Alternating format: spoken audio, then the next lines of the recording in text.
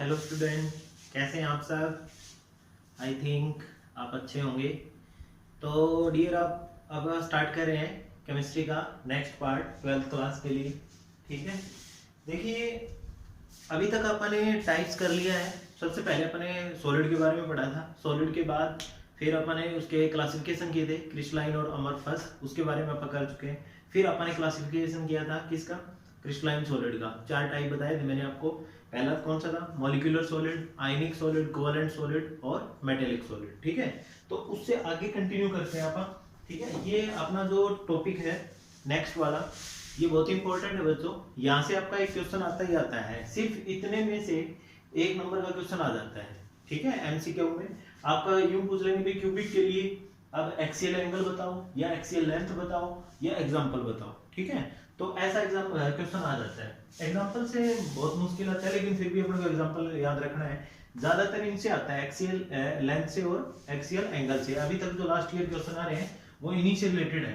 ठीक है, तो पहले अपन बात करते हैं एक्सियल एंगल और एक्सियल लेंथ की। तो देखिए अपने पास क्या होता है, कोई भी क्यूब होती है, क्यूबिक सिस्टम इस टाइप से होता है अपने पास। ठीक है, ये अपने पास क्यूबिक सिस्टम है। अब इसको अगर मान लो मैं मिला देता हूँ, तो यहाँ पे क्या होता है, एक तो अपने पास आता है एक्स एक्सिस और एक आता है वाई एक्सिस। यहाँ से अपन इसको थोड़ा सा अच्छे बना लेते हैं। ठीक है, और इसको भी मिला लेते हैं, ये बन गया भाई अपना। ठीक है, तो ये है अपने पास। अब अपन क्या करते हैं, कोई भी, अब जैसे ये क्यूब जो होती है इसको बोलते हैं अपन ए, यानी ये हो गया अपने पास यहाँ से लेके ये सारी जो लेंथ होती है इसको बोलेंगे अपन एक्सियल लेंथ, एक्सियल लेंथ। ठीक है, और अगर वहां मान लो इनको 3D में वो कर लेता हूँ तो ये इस टाइप से आ जाएगा। सपोज करो कि ये जो है अपने पास ये ए है, यहाँ से ए ले लेते हैं, ये बी है लेंथ अपनी, और ये अपने पास सी है। ठीक है, तो इन सबको अब क्या करते हैं, एक्सियल लेंथ बोलते हैं। A B C axial length होती है। अगर ये क्यूबिक है तो आप लोगों को पता है कि क्यूबिक में क्या होते हैं, सारी साइड इक्वल होती है, तो सारी की सारी ये भी ए होगी, ये भी, सारे जो एज होंगे वो सेम होंगे। ठीक है, ए हो जाएगा उनका। अब क्या होता है, इनके बाद आता है अपने पास एक्सियल एंगल। अब एक्सियल जो एंगल होता है, एक्सियल एंगल, एक्सियल एंगल में आप बात करेंगे। देखिए यहाँ पे जो होता है इनके बीच में, यानी ए और बी के बीच में आ जाता है अपने पास अल्फा, और बी और सी के बीच में आता है अपने पास बीटा, और यहाँ पे आ जाता है अपने पास गामा। ठीक है, तो इन्हीं को आप क्या बोलते हैं, यानी अल्फा, बीटा और गामा, इन्हीं को आप क्या बोलते हैं, एक्सियल एंगल बोलते हैं। ठीक है, ये एक्सियल एंगल है, और ये मैंने जो एच बताए हैं, यानी ये वाली जो लेंथ होती है इसको आप क्या बोलते हैं, एक्सियल लेंथ बोलते हैं।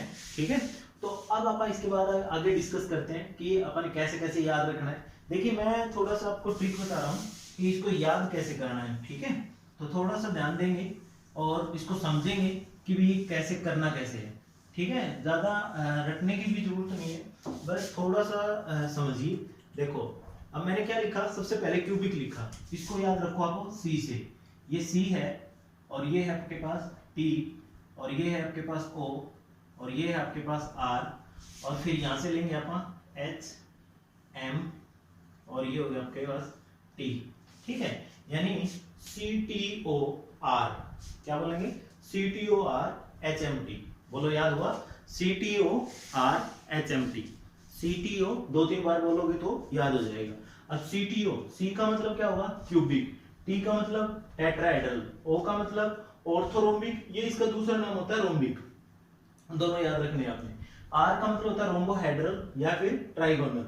इसका एच से होता है हेक्सागोनल, और एम से मोनोक्लिनिक, और टी से ट्राइक्लिनिक। ठीक है, यहां तक समझ आया सबको। इसके बाद अब देखिए एक्सियल लेंथ की बात करते हैं।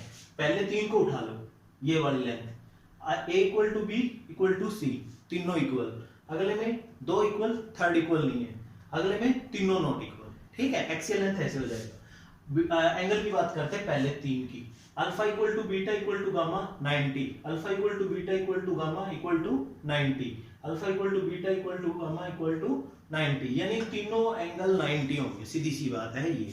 ठीक है, उसके बाद पहले 3 कंप्लीट अपने, उसके बाद अपन नीचे स्टार्ट करते हैं। अब देखिए, अब इसी केस को वापस ले आओ, इन 3 को दोबारा से रिपीट करो। तो दोबारा करेंगे तो पहले तीनों इक्वल थी ना, तो ये देखो रोम्बोहेड्रल में तीनों साइड इक्वल। ठीक है, उसके बाद क्या करेंगे, 3 इक्वल आई है, तो दूसरा केस क्या था अपना, 2 इक्वल, थर्ड वाली नॉट इक्वल। तो ये थर्ड नॉट इक्वल आ जाएगी। उसके बाद तीनों नॉट इक्वल, यही था ना, ये यहाँ पे देखो तीनों नॉट इक्वल, तो यानी ये 3 3 का अपना एक गैप बना लो और उसी हिसाब से फिर अपन याद कर सकते हैं। ठीक है, 3 पहले फिर लास्ट वाले 3, अब तीनों फिर ये नॉट इक्वल वाले आ गए। ठीक है, और ये वाला है, फिर लास्ट में एक बचेगा, उसको फिर अपन नॉट इक्वल में रख देंगे। यहाँ तक समझ आया। अब एंगल की बात करते हैं। एंगल में क्या करेंगे, देखो अपन 90 की सीरीज चल रही थी, सारे 90 थे, तो अब क्या करेंगे, कम करो 90 को। पहले अल्फा और बीटा और गामा इक्वल तो होंगे, लेकिन 90 के नहीं होंगे। कोई भी एंगल हो सकते हैं, ठीक है, 120 हो सकता है, ठीक है, 70 हो सकता है, कुछ भी एंगल हो सकते हैं, तीनों इक्वल होंगे, लेकिन 90 नहीं होंगे, ये बात ध्यान रखनी है। उसके बाद तीनों दो इक्वल होंगे अपने पास, अल्फा और बीटा जो है वो 90 होगा, लेकिन जो गामा है वो 120 होगा, ऐसे याद रखेंगे। यहाँ पे क्या होगा, दो पहले अल्फा बीटा आ गया ना, अब क्या करेंगे, अल्फा और गामा, पहले अल्फा बीटा को 90 किया आपने, अब अल्फा और गामा को करेंगे, तो अल्फा और गामा 90 हो जाएगा, लेकिन बीटा जो है वो 90 नहीं होगा। ठीक है, और लास्ट वाले में फिर लास्ट का केस तो ऐसा छोड़ दो ट्राइक्लिनिक का, कि इसमें तो है ना तो एज होते हैं वो इक्वल होते हैं, ना तो एक्सियल लेंथ इक्वल होगी और ना एक्सियल एंगल इक्वल होंगे। ठीक है, समझ आई कि नहीं आई? तो ये है अपने पास। उसके बाद अब एग्जांपल की बात करते हैं। सबसे पहला एग्जांपल है अपने पास क्यूबिक में NaCl और KCl, उसके बाद टेट्राहेड्रल में Sn यानी टीन और SnO2 हो जाएगा।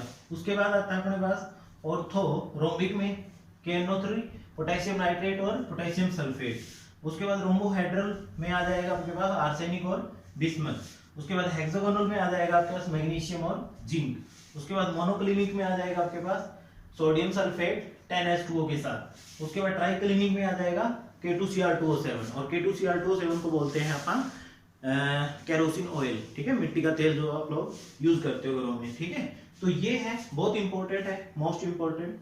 ठीक है, इसके बाद आगे की बात करते हैं। ठीक है ना, तो आगे देखते हैं थोड़ा सा अगला टॉपिक।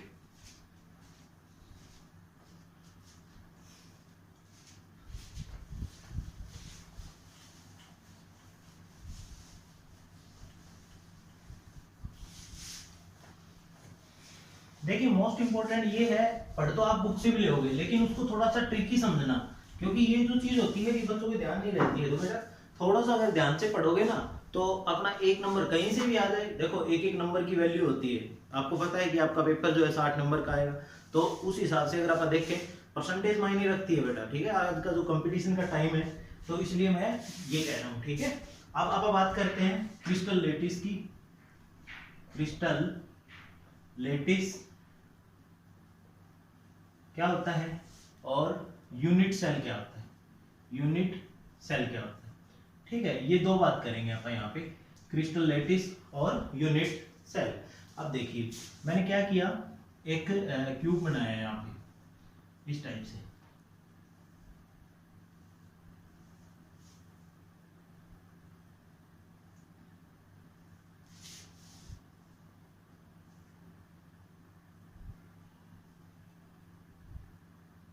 ये मैंने एक क्यूब बनाया भाई।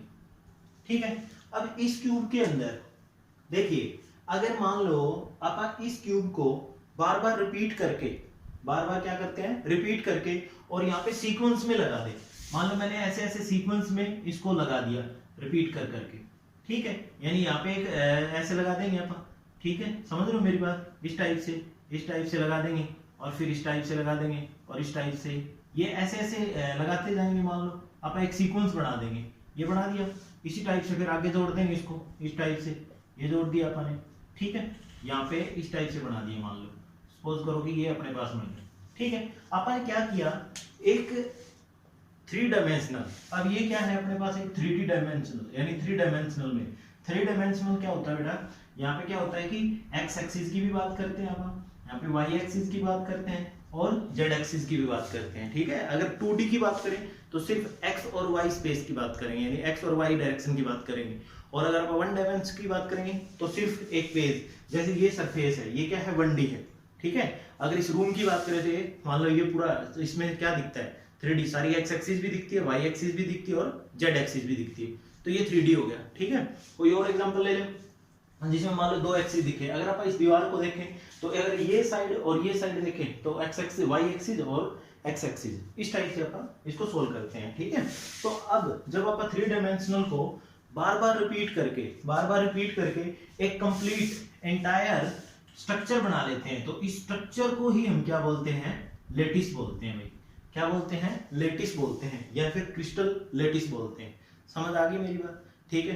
तो ये जब कोई भी 3 डायमेंशनल स्ट्रक्चर को बार बार रिपीट करके एक कंप्लीट लेटिस का निर्माण किया जाता है, यानी कंप्लीट लेटिस बना ली जाती है, तो उसको हम क्या बोलेंगे, क्रिस्टल लेटिस बोलेंगे। तो यूनिट सेल किसको बोलेंगे, जिसको बार बार रिपीट किया जा रहा है, यानी वो 3D अरेंजमेंट, 3 डायमेंशनल अरेंजमेंट जिसको बार बार रिपीट करके एक कंप्लीट लेटिस को बनाया जाता है, उस 3 डायमेंशनल पोर्शन को, यानी वो स्मॉल पोर्शन है ये, इसको बार बार रिपीट करके अपन कंप्लीट बनाया है, तो आप इसको क्या बोलेंगे, यूनिट सेल बोलेंगे। ठीक है, समझ आया। तो इसके बाद आप क्या करते हैं, अब अपन टाइप्स देखते हैं। ठीक है, टाइप्स में आते हैं, टाइप्स होते हैं यहाँ पे। एक तो होता है अपने पास यूनिट सेल के टाइप्स की बात करते हैं अपन, types of unit cell. 2 type में ज्यादातर इसको डिवाइड किया गया है, क्लासिफाई किया गया है। फर्स्ट है अपने पास परमिटिव यूनिट सेल, और सेकंड है अपने पास नॉन परमिटिव यूनिट सेल। ठीक है, यानी यूनिट सेल को आपने पढ़ लिया है कि यूनिट सेल क्या होता है, 3D पोर्शन होता है जिसको बार बार रिपीट किया जाता है और एक कंप्लीट लेटिस बना लिया जाता है। ठीक है, परमिटिव की बात करें अपन, देखिए अब अगर मान लो मैं यहाँ पे एक क्यूब की बात करता हूं, मैंने ये क्यूब बनाया यहाँ पे, तो इस क्यूब में इस टाइप से ये हो गया अपने पास। इस क्यूब के अंदर अगर मान लो, देखो इसके अंदर पहले तो आप क्या करेंगे, कॉर्नर की बात करेंगे। तो कॉर्नर कौन से होते हैं, ये वाले होते हैं बेटा। ठीक है, ये कॉर्नर होते हैं, ये सारे क्या है, कॉर्नर है अपने पास, ये वाले सारे। ठीक है, और एक ये हो गया और एक ये हो गया। ठीक है, इन्हीं कॉर्नर को आप बोलते हैं लेटिस साइड। क्या बोलेंगे, लेटिस साइड। ठीक है, ये लेटिस साइड होते हैं भाई। अब लेटिस साइड है, या फिर इसका दूसरा भी नाम बोलते हैं अपन लेटिस पॉइंट, इसको हम लेटिस पॉइंट भी बोल सकते हैं, लेटिस पॉइंट। ठीक है, अब देखिए अगर ये जो है ना कॉर्नर, इनके ऊपर ना एटम मिलेंगे, यानी यहाँ पे अपने को कंस्टिट्यूएंट पार्टिकल मिलेंगे। कंस्टिट्यूएंट का मतलब आपको मैं बता चुका हूँ, मॉलिक्यूल भी हो सकते हैं, आयंस हो सकते हैं और एटम भी हो सकते हैं। ठीक है, तो यानी ऐसी यूनिट सेल जिसके अंदर एटम सिर्फ कहां पे पाए जाए, कॉर्नर पे पाए जाए, ऐसी यूनिट सेल, ध्यान से सुनिएगा, ऐसी यूनिट सेल जिसके अंदर सिर्फ एटम कहां पाए जाए, कॉर्नर पे पाए जाए, ऐसी यूनिट सेल को हम क्या बोलते हैं, परमिटिव यूनिट सेल बोलते हैं। ठीक है, यानी अगर आप लिखें यहाँ पे तो ये बोलेंगे कि एटम्स अक्कर, मैं आपको शॉर्ट फॉर्म में लिखवा रहा हूं, अक्कर्स ओनली एट कॉर्नर, यानी आप यहाँ पे सिर्फ कहां पे मिलेंगे, आपको कॉर्नर्स के ऊपर मिलेंगे। ठीक है, तो जहां पे कॉर्नर्स के अंदर एटम मिले उसको हम क्या बोलेंगे, परमिटिव यूनिट सेल बोलेंगे। ठीक है, तो अब नॉन परमिटिव क्या हो, देखो अब यहाँ पे क्या होगा, नॉन परमिटिव का मतलब है कि कॉर्नर पे तो होंगे ही होंगे, यानी कॉर्नर पे तो पक्का है कि कॉर्नर पे तो होना ही होना है। ठीक है, कॉर्नर पे तो है ही है, उसके अलावा किसी और पोजीशन पे भी मिले। ठीक है, यानी अदर हम बोलेंगे कि एटम्स अकर corner as well as other position also। ठीक है, यानी यहाँ पे सिंपल सी बात होगी अपने पास कि भाई यहाँ क्या होगा अपने पास, भाई देखो ऊपर वाले में तो सिर्फ कॉर्नर पे था और नीचे वाले में क्या होगा, कॉर्नर पे तो है ही है और अदर पोजीशन पे भी आ गया। ठीक है, तो इसको अदर पोजीशन पे है तो इसको हम आगे फिर क्लासिफाई करेंगे नॉन परमिटिव को। तो पहला कौन सा हो जाएगा अपने पास, इसका दूसरा नाम अगर आप बात करें, इसको हम सिंपल क्यूब भी बोलते हैं भाई, सिंपल क्यूबिक, ये सिंपल क्यूबिक भी बोलते हैं, यानी SC भी बोलते हैं इसको। ठीक है, इसके अगर टाइप की बात करें तो सबसे पहला आता है अपने पास face centred cubic unit cell. Second जो पार्ट आता है वो आता है body centered cubic unit cell. ठीक है, थर्ड पॉइंट जो आता है अपने पास end end centered cubic unit cell. ठीक है, तो ये 3 पार्ट है मेजर। तो एक और भी पार्ट होता है, एज की बात करते हैं, लेकिन एज इतना वो नहीं होता है, बहुत कम आता है। तो अपन ये 3 की बात करेंगे। ठीक है, face centred cubic unit cell, body centered cubic unit cell और end centered cubic unit cell. ठीक है, आपको स्ट्रक्चर बना के बताता हूं मैं थोड़ा सा। ठीक है, उसके बाद अच्छे से डिस्कस करेंगे इसके बारे में। तो देखिए,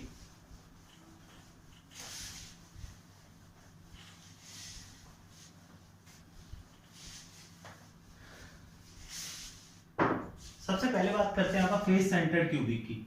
face centred cubic unit cell, इसकी बात कर लेते हैं भाई, face centred cubic unit cell की। ठीक है, अब face centred cubic unit cell जो है, इसको अगर आप ध्यान से थोड़ा सा समझे तो ये क्या रहेगा। जैसे मान लो, अगर मैं आपको डायग्राम से समझाने की कोशिश करता हूं, देखिए ये है अपने पास एक क्यूब। ठीक है, ये अपने पास एक क्यूब है जो 3 डायमेंशनल है, और इस 3 डायमेंशनल के अंदर ये हो गया अपने पास। अब अपन डेफिनेशन की भी बात करेंगे साथ में। ये देखिए, ये अपन एक क्यूब बना दिया। अब डेफिनेशन में क्या था, नॉन परमिटिव के, कि भाई यहाँ पे ना कॉर्नर पे तो एटम होंगे, कॉर्नर पे तो होंगे as well as other position. यही पढ़ी अपन डेफिनेशन अभी तक नॉन परमिटिव की, भाई कॉर्नर पे तो होंगे ही होंगे और अदर पोजीशन पे भी होंगे। तो वो अदर पोजीशन कहाँ है। अब फेस की बात कर लेते हैं। देखिए, फेस की बात करते हैं। फेस जो होता है, अब जैसे ये रूम है मान लो, अब इस रूम में कितने फेस है। ठीक है, फेस का मतलब है कि एक तो ये मेरे सामने वाला है एक, इसके बाद ये वाला होगा पीछे वाला 2, इसके बाद ये वाला 3rd, इसके बाद ये 4 और 5 और 6। समझ आ गई यहां तक की बात। तो यानी अपने पास टोटल जो फेस है वो कितने हैं, 6। समझ आया कि नहीं आया। ठीक है, तो 6 फेस है अपने पास। रूम को देखो, रूम एक क्यूबिक है। ठीक है, अगर मान लो इसकी थोड़ी लेंथ ब्रेथ वो कर दे अपन, तो ये क्यूबिक है। ठीक है, 3 डायमेंशनल में। तो अब अपन यहाँ पे 6 फेस है। तो अब अगर मान लो मैं यहाँ पे 6 एटम यानी 6 फेस को दिखाता हूं मैं, एक यहाँ दिखा देते हैं। ठीक है, एक ये नीचे है और ये एक ऊपर है। ठीक है, एक ये हो गया, एक ये हो गया और एक आ जाएगा यहाँ पे। समझ आया। यानी मैंने सपोज करो कि एक तो यहाँ पे छत के लगा दिया एक एटम, एक फर्श के लगा दिया 2, एक इधर लगा दिया 3, एक इधर 4 और एक 5 और एक ये 6। ठीक है, अब देखिए, अब इसकी बात करते हैं अपन कि यहाँ पे 6 फेस होते हैं। अब 6 फेस में अपन एटम की बात करेंगे। सबसे पहले तो अपन बात करते हैं कंट्रीब्यूशन। मैं आपको पूरी डिटेल में बताऊंगा ये सारा जो भी है अपने पास, ताकि अपने को इसमें नंबर ऑफ एटम भी पता हो। ठीक है, टोटल नंबर ऑफ एटम कितने होंगे, कॉर्नर पे कितने होंगे। ठीक है, तो contribution of atoms on corner. सबसे पहले तो अपन कॉर्नर की बात करते हैं बेटा। ठीक है, अब कॉर्नर पे देखिए, जब भी आप कोई कंट्रीब्यूशन निकालते थे, छोटी क्लासों में आपने किया है कि जैसे मान लो मैं ये एक पोर्शन बनाया, मैंने ये शेडेड किया, तो आपका इसका कंट्रीब्यूशन कैसे, फ्रैक्शन कैसे निकालते थे, 1 जो शेडेड होता था और डिवाइड बाय टोटल। टोटल कितना है यहाँ पे 4, तो ये कंट्रीब्यूशन आता था। ठीक है, तो इसी टाइप से अपने बात करनी है यहाँ पे भी। तो यहाँ देखो, इसके अंदर देखते हैं। अब पहले कॉर्नर की बात कर रहा हूं मैं, अंदर वाला आइटम की बात ही नहीं कर रहा हूं। तो यहाँ पे कॉर्नर कितने हैं, 8, ये 8 हो जाएगा। अब 8 है, ठीक है, एक 8 है एटम अपने पास, टोटल कॉर्नर कितने हैं 8। तो अब कंट्रीब्यूशन कितना होगा 1 का, अगर देखें तो आप, तो 1 का कितना हो जाएगा 1/8। ये बात समझ आ जानी चाहिए सबको। तो कितना आ जाएगा 1 एटम। ये किसी को भी डाउट में लग रहा है दोबारा पूछ सकता है, दोबारा बता देता हूं। देखो 8 कॉर्नर थे तो मैंने 8 लिखा, 1 का कंट्रीब्यूशन कितना होगा 1/8, तो टोटल एटम कितने हो जाएंगे 1 एटम। ठीक है, अब फेस की बात करते हैं। फेस में देखिए एटम ऑन द फेस, पहले तो फेस पे कितने हैं 6। अब फेस की बात करेंगे तो यहाँ पे एटम कितने हैं 6 है। अब कंट्रीब्यूशन की बात करेंगे तो कंट्रीब्यूशन कितना हो जाएगा ये देखना है अपने। अब देखो ये है थोड़ी समझने वाली बात हुई। कंट्रीब्यूशन का मतलब है कि जैसे मान लो अब अपने फेस को ऐसे समझा है दीवार से, अब ये जो दीवार है अपने एक और इस साइड रूम है दूसरी साइड, तो ये जो दीवार है ये जो फेस है ये हाफ तो इसके साथ शेयरिंग है इस रूम के साथ, और हाफ जो है उसके साथ शेयरिंग है। यानी एक जो फेस है वो हाफ तो इसके साथ शेयर है और हाफ ही दूसरे के। इसी तरह ये दीवार है हाफ इसके साथ है और हाफ ही उसके साथ। इसी तरह ये, यानी हर एक फेस जो है अपना कंट्रीब्यूशन कितना रखता है हाफ। समझ आ जानी चाहिए मेरे हिसाब से ये बात, ठीक है। तो 1 का अगर कंट्रीब्यूशन हाफ है तो 6 का कितना हो जाएगा 3, समझ आया कि नहीं आया, ठीक है। तो 3 तो यहाँ पे फेस से एटम आ जाते हैं और 1 एटम कहां से आता है, कॉर्नर से। तो आप ये बोलेंगे कि एफसीसी के अंदर टोटल नंबर ऑफ एटम कितने हो जाएंगे, 1 तो अपने पास वहां से आया है कॉर्नर से और 3 यहां से आ जाएगा, तो कितना होगा 4 एटम। तो ये बहुत इंपॉर्टेंट बात है बेटा, ठीक है। अगर ये समझ में आ गई तो बहुत कुछ समझ में आ जाएगा। आगे जब आप पैकिंग एफिशिएंसी करेंगे, पैकिंग फ्रैक्शन करेंगे, तब उसके लिए ये इंपॉर्टेंट होने वाला है, ठीक है। तो अभी तक मैंने आपको face centred cubic unit cell कराया है। ये फर्स्ट पार्ट है अपना नॉन परमिटिव का। किसका है ये, नॉन परमिटिव यूनिट सेल, ठीक है। डेफिनेशन तो आप बुक में से भी समझ लोगे, लेकिन इसको थोड़ा सा समझना जरूरी है। परमिटिव यूनिट सेल, ठीक है, मोस्ट इंपॉर्टेंट।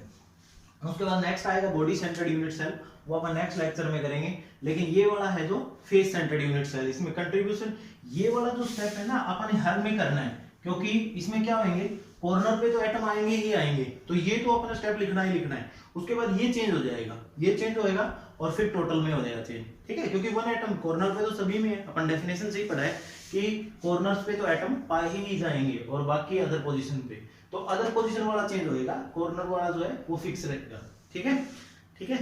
आई होप ये आपको अच्छी लगी होगी वीडियो। तो नेक्स्ट वीडियो में मिलते हैं, ओके, थैंक यू।